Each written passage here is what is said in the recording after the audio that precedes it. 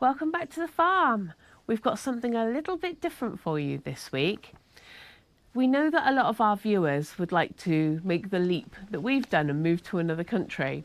So we thought it'd be quite cool to actually run through what our cost of living is here and compare it against our old life back in the UK. After all, like many people, we know that the potential difference in the cost of living here in Portugal compared to the UK can be quite different, and it is an attractive element that draws people's attention to moving out here.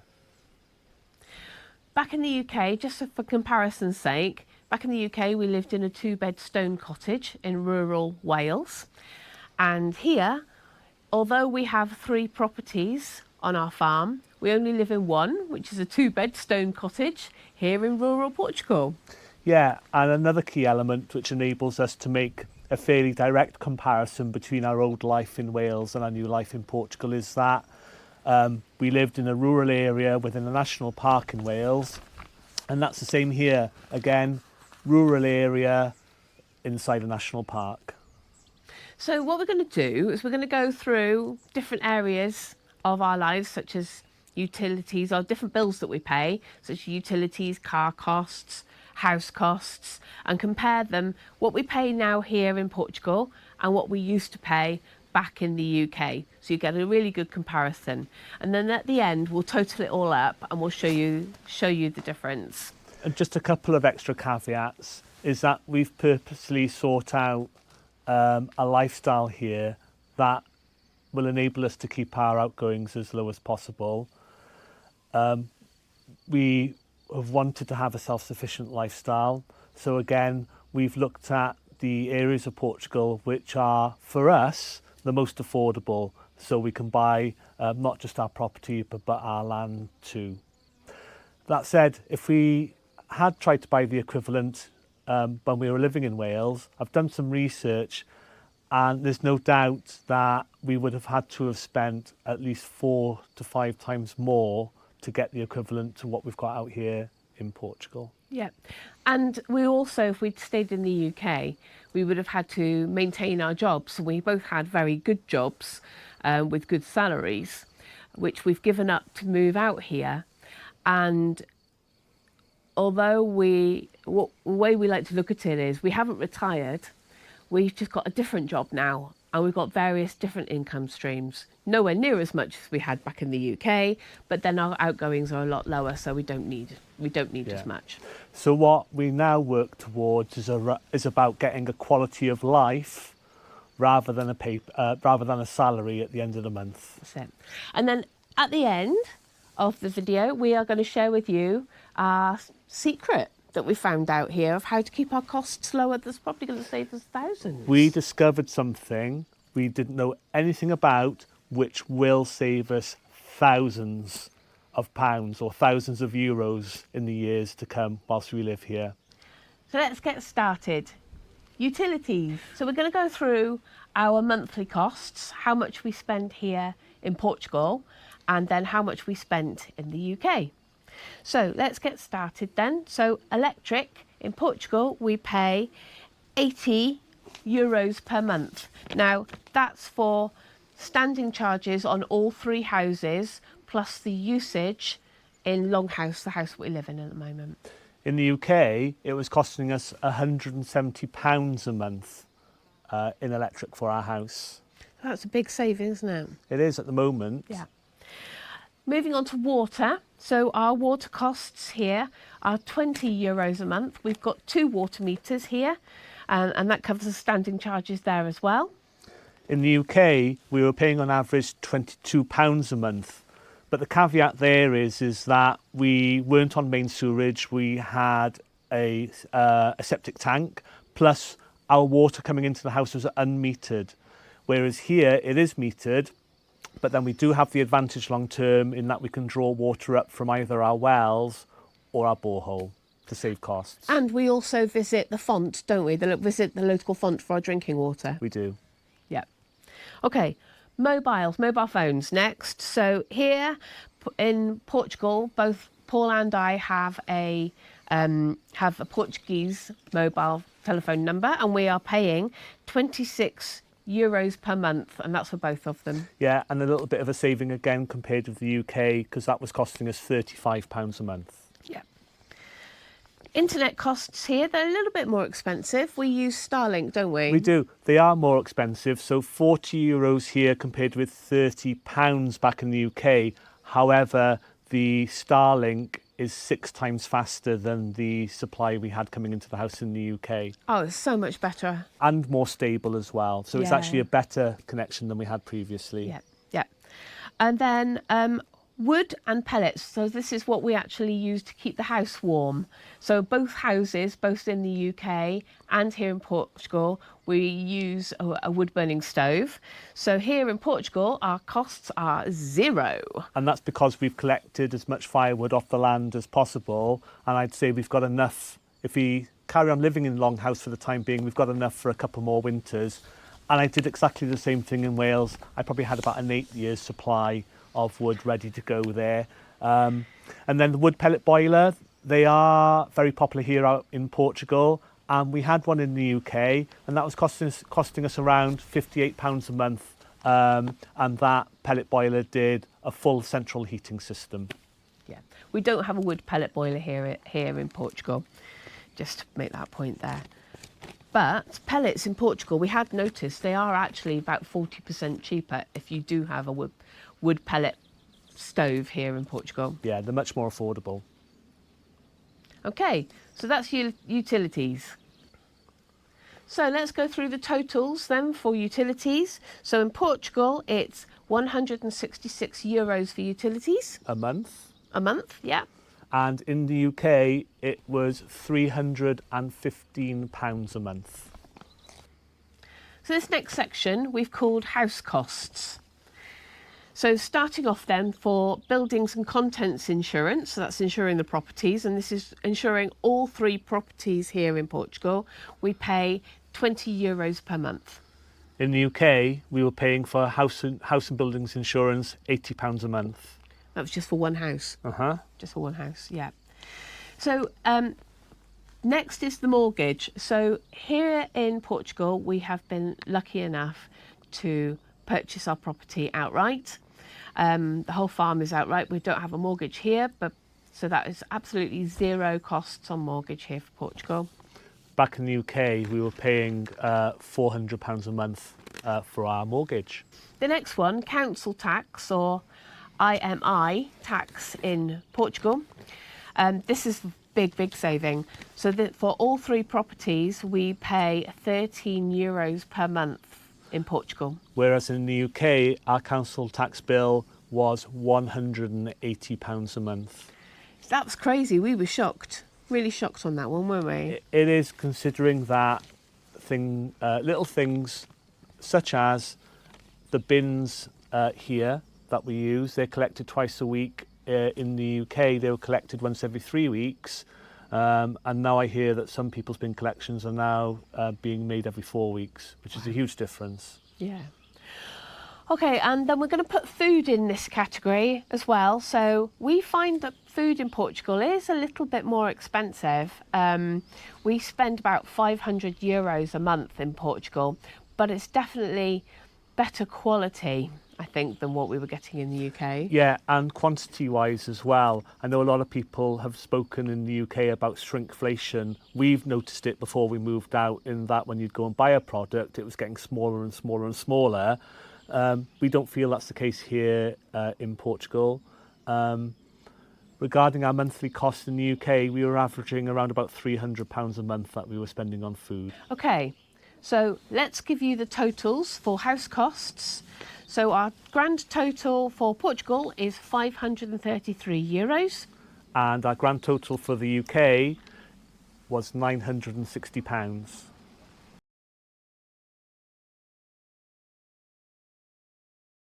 So the next on the list is car costs. And here in Portugal, we only have the one car. We do. We purposely needed to and wanted to get to a situation where we went from having 2 cars to run down to 1. Yeah. So just to say that we bought our car outright here as well, and our thinking behind that. Yeah, our thinking behind just getting a new car out here, a couple of reasons. One, second-hand cars are very expensive in Portugal generally. Plus, we didn't have any of those usual links or associations to a garage with making such a fresh start to our lives with this move. So we wanted the assurance of having a car that we knew would be reliable and that came with a warranty as well. Cars seem to last really well out here. We see many old classic cars that we would no longer see in the UK. So, if we look after the car, this will be it. It'll be our once and only purchase as far as a vehicle is concerned. One of the things we could have done is we could have brought one of our cars over with us, but the matriculation process is really complicated. It's quite expensive, isn't it? You looked into it, didn't you? It is. Plus, we didn't really fancy driving a right-hand drive car or on left-hand drive roads. Yeah. We've been told that garages aren't so keen to work on cars which have come over. And I think just overall the cost and the faff just wasn't going to make it worthwhile. Yeah. Plus, the car broke down anyway shortly after our move back in the UK. So it wouldn't have been worth bringing over from that point of view either. Yeah. So let's go through the costs then. So for fuel, here in Portugal, per month we spend €200. Yeah, it was more in the UK. It was averaging at £350 a month. And that was just down to the fact that I was having to do such a long commute every day to get to and from work.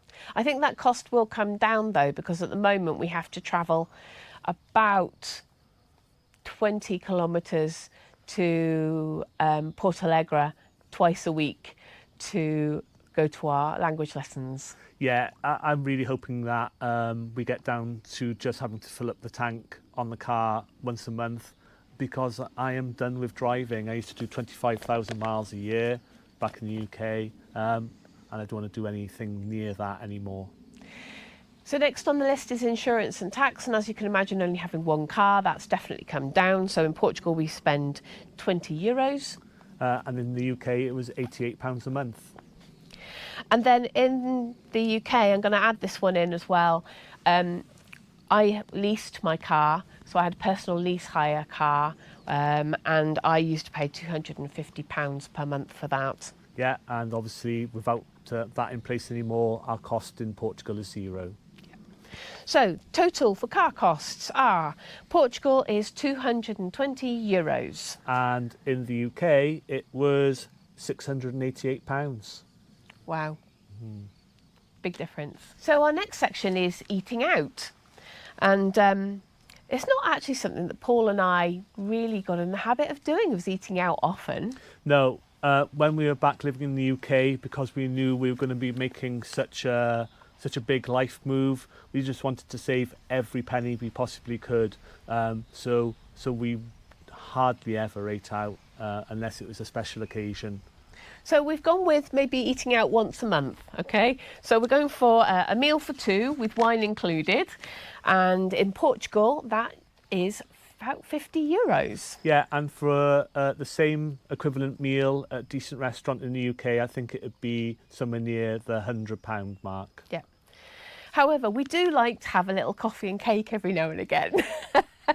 So you will see probably that we'll do that maybe once a week when we go out shopping or just before college or something like that. So coffee and cake for two here in Portugal costs about €5 a time. So let's say that we spend about €15 a month on that. Yeah, back in the UK, we've put down the figure, we've averaged it out that we were spending £45 a month. I don't know whether it was quite that much, but what I can definitely say is, as Miranda mentioned, it's costing us about €5, sometimes a little bit less for coffee and cake or coffee and toast when we go out. In the UK, if you went to one of the big chains, you're probably looking at that being more like £15, which was quite expensive. Yeah, I mean, occasionally we did used to go to fast food chains, two of the most famous ones in the UK. And what we found is between Portugal and the UK, the price is about the same. It is about the same, and about €24 for a meal for two, or £24 for a meal for two in the UK. But we actually prefer to do our own, and we have our own Miranda, So the shortening of my name's Randa. Or we have a Randa King, and that costs about €6 for both of us. Whilst we're still watching the pennies here with so many projects that we need to undertake, it means we get a bit of a treat. We find it quite fun, but we definitely don't have to spend quite as much. So totals for eating out. Maybe I'll build us a little pallet build drive-through. I want a McRanda today, please. Okay, so totals here for eating out in Portugal is €65. Yeah, and roughly about £145 in the UK.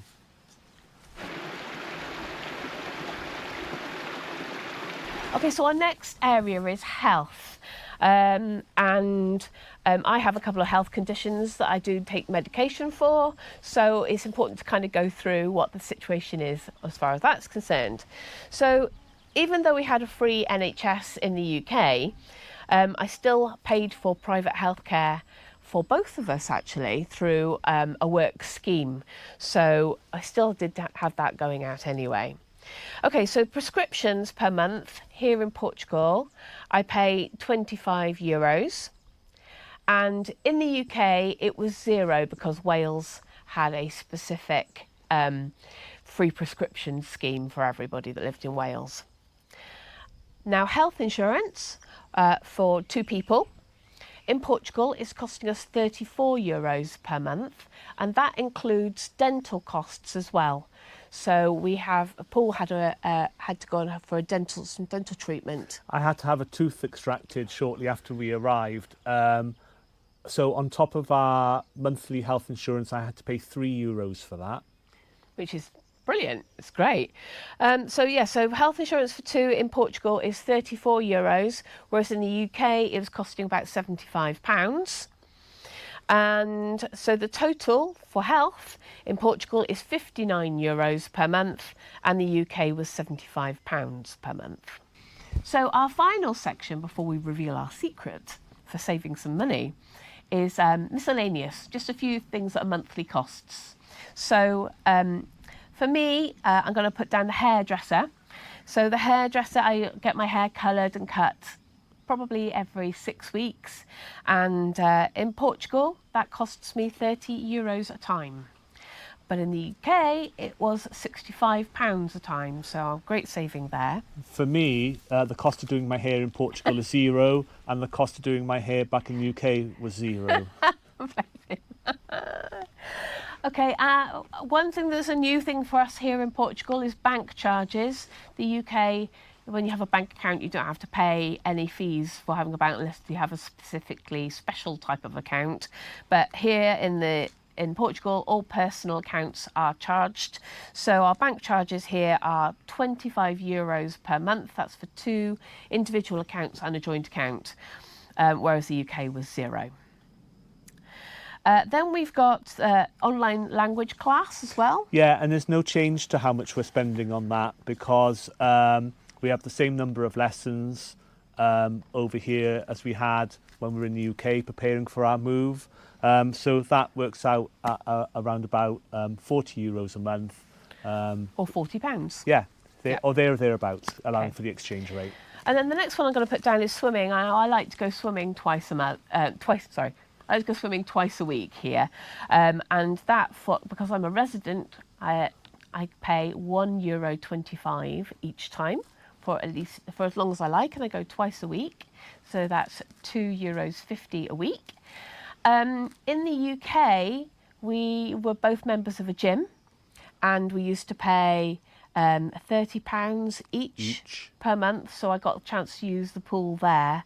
But Paul hasn't joined a gym here. He gets his workout on the land. Yeah, or I do love going running, maybe for 5 or 6 miles when the opportunity allows. But the local gym in the nearest town is currently being refurbished, and hopefully when it does reopen, I might occasionally use it. And that'll be for the same charge as Miranda pays for her swimming, so about €1.50 or €1.25. £1.25. €1.25 every time. Yeah. So our monthly cost for swimming or the gym is €10 in Portugal, and it was £60 in the UK. So the total for this section is, in Portugal, is €105 per month, and the UK is £165 per month. So it's time to reveal our little secret to how we're going to save thousands of euros whilst we're living out here in Portugal. And it's something we knew nothing about whilst we were searching for properties, and it took us a while for us to discover it after moving out. And it was through the kindness of the friends we've made out here that we finally Advised us. finally advised us, and we realised what to do.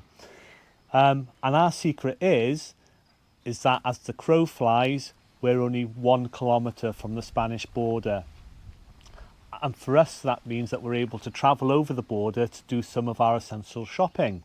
And there are significant savings to be made. For example, when we go and fill up the car, when we drive down to the nearest city, which is where we do most of our shopping anyway, we're saving around about 25 cents a litre for petrol. Yep. So that's a huge saving. Plus also we find generally in Spain that when we do our food shopping, we're saving between 10 and 20% of the cost of shopping or doing the equivalent shop in Portugal. It's that significant to notice that even the small shop, which is over in the nearest village in Spain, is still the equivalent cost or cheaper than the large supermarkets here in Portalegre.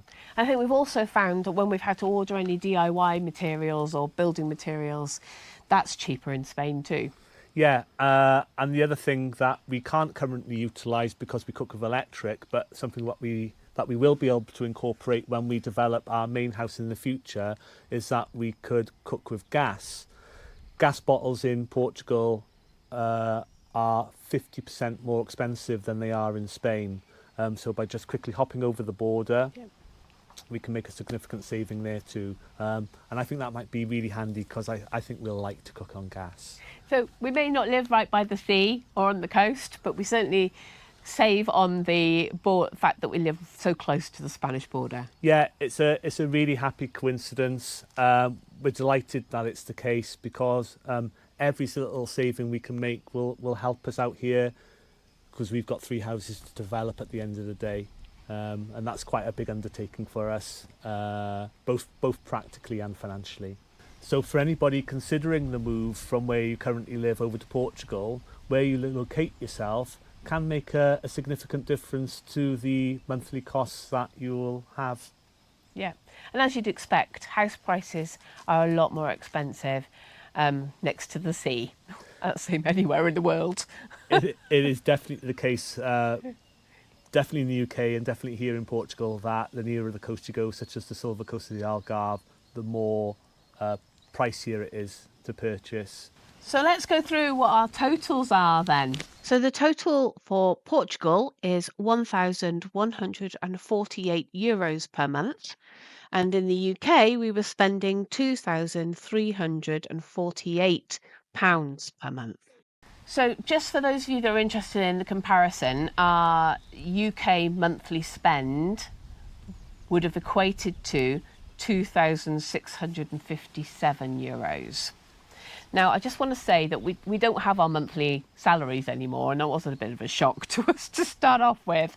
But we do have different income streams, and we are planning a completely different way of living. Yeah, we are working towards a quality of life and a self-sufficient lifestyle, rather than focusing on how much money we have in our pay packet at the end of the month. Yeah, and I think our costs will go down as well, because we plan to be off-grid as far as electric is concerned, and we will grow the majority of our vegetables, and we'll probably have hens as well, so have some eggs. Yeah, all the choices that we're going to make from here on in are all designed just to try and keep life as cheap as possible. We just want to live really simply, comfortably, and be happy. And ultimately, although we both had great careers back in the UK, we weren't necessarily fulfilled or happy as a result of them. And that's the biggest change we want to make by moving over here to Portugal, for sure. Yeah, absolutely. So just to help some of you who are thinking about potentially could you afford to make the move over here to Portugal or elsewhere in the Eurozone potentially, let's just do some comparisons there. So based on 1,148 euros outgoing per month for us, let's compare that in some different currencies. So for UK pound sterling, that's around £977 per month, and US dollars is 1,297 US dollars per month. So I hope that gives you an idea of what it costs to live here in Portugal and help you make some decisions if you plan to relocate. If you are thinking about doing it or on your journey, please let us know in the comments. We love reading about that, but some people have already told us about their own journeys. We clearly know that our outgoings are going to increase from where they currently are out here in Portugal, because eventually we will end up with 3 fully operational properties, and of course owning 3 is going to end up being 3 times more costly than having 1. But we will try and circumnavigate that, as Miranda mentioned, by having our own solar energy and being self-sufficient. But the other reason for having the other properties completed and livable is that they can then start drawing us a small income stream through being a holiday let or an Airbnb. Yep.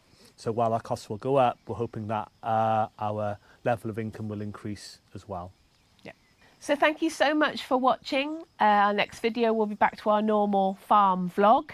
If you have only just joined us, please go and have a look at our channel and look at some of the other videos that we've done already.